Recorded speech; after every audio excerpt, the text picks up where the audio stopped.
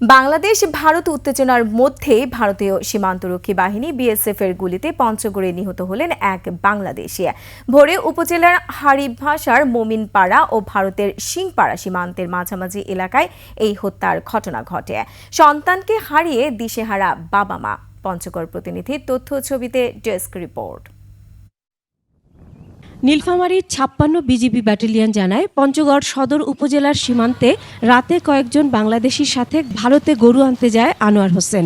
ভোরের দিকে গরু নিয়ে ফেরার সময় বিএসএফ সদস্যরা তাদের উপর গুলি চালায়। ঘটনাস্থলেই নিহত হন আনোয়ার। পরে তার মরদেহ নিয়ে যায় বিএসএফ।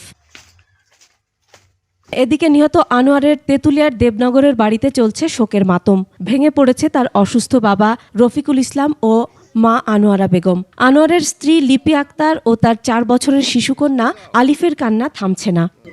আমি আছি বাসায়, সে বলে কিন্তু চলে গেছে, আর আসেনি। কালকে বাসায় ছিল, কথা বলছে আমার সাথে। ওরা তো আমাকে খাওয়ায়, কাজকর্ম করে খাওয়ায়। কালকে আজকে সকালবেলা আমি শুনছি কোন জায়গায় যায় মারা গেছে।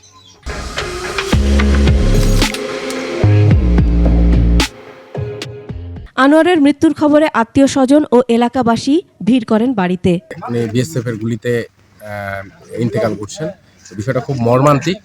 এখানে কোনোদিন কারোর সাথে ঝগড়াঝাটি নাই বা কেউ সাথে নাই, কারো কাঁচা ঝগড়া কিচ্ছু নাই, সেটা খুব ভালো।